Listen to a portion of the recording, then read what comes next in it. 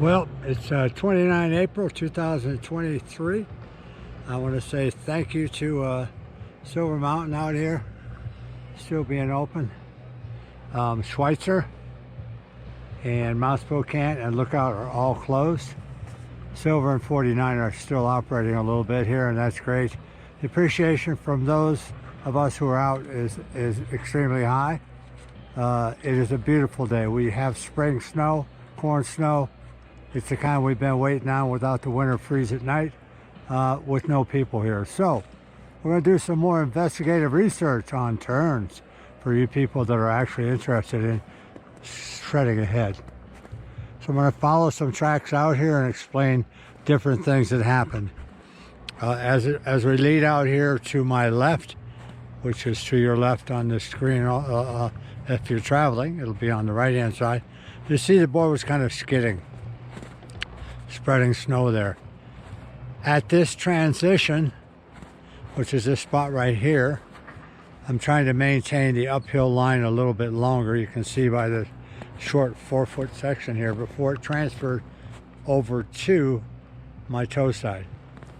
Interestingly enough, here you see a track along here, which is a toe side track. Now, what's interesting about it is that you see it spread out, but can you tell me why? I will tell you later why. We'll follow it down here a little bit, and you'll see it leads out into the fall line, which is where the hill is going. So these turns are a little bit more open and a little bit more skiddy. But you'll notice the two cuts in front of you are in the fall line, or the line that I'm walking where water would run. And there's a result of that. Still, there's a little bit of wideness there, and I can explain that to you later, but it's in the fall line, and that's what counts.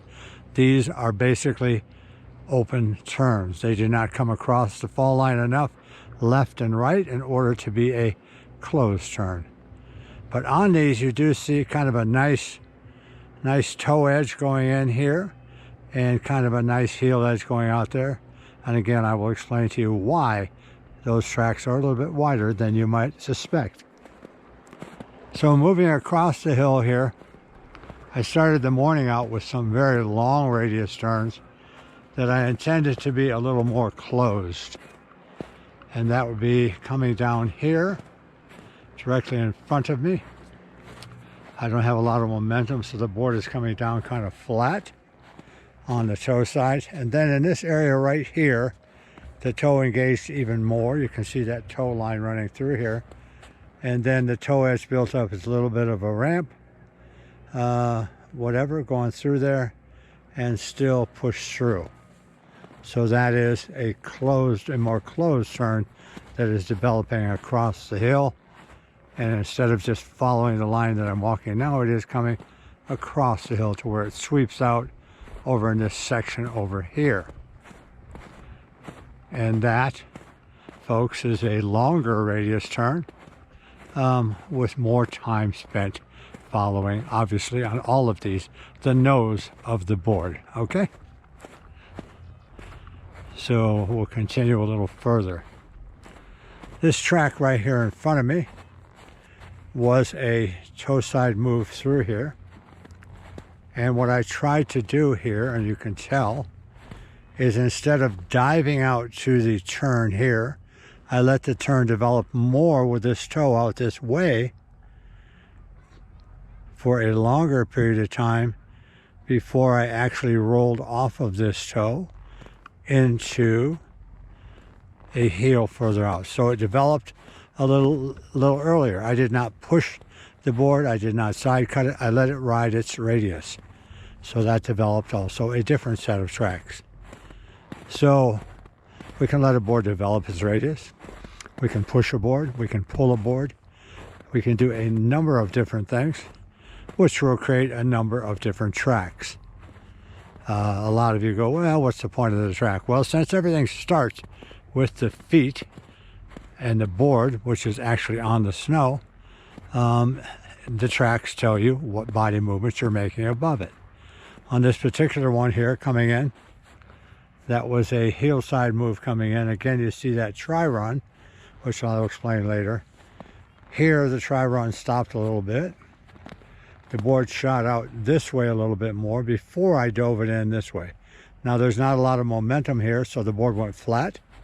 And then the board started to pick up a little bit of a track here and move along. Again, I was wanting it to run the side cut without pushing the board or doing a lot of twisting. So all of these are how these turns develop. Why do I love this? Because, hey, this is a signature, and I was out here for about an hour and 20 minutes this morning without one single person on this hill, although it's 250 yards of a bunny hill. Man, putting your own track down here and saying, I did that, and feeling the grace and the quality of what winter brings you and what snowboarding brings you. It's just mind-boggling. It elevates the spirit.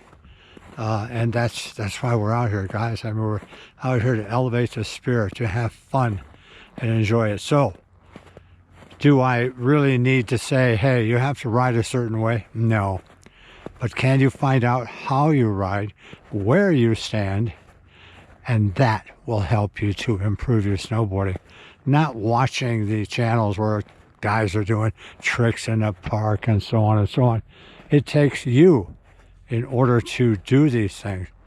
And there you go. So in the actual write-up and the description into this video, I will tell you what created some of these tri-tracks and what happens on some when you push and some when you pull and some when the body is more open and turned across the board rather than running lateral with the board.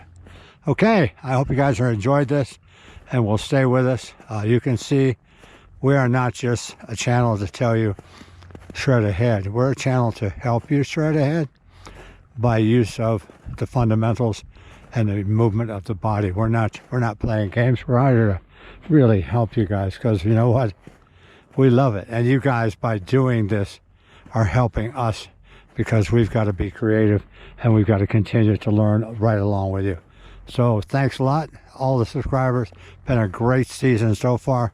Let's hope the gym can get through the spring, summer, fall without a major fall on another silly toy.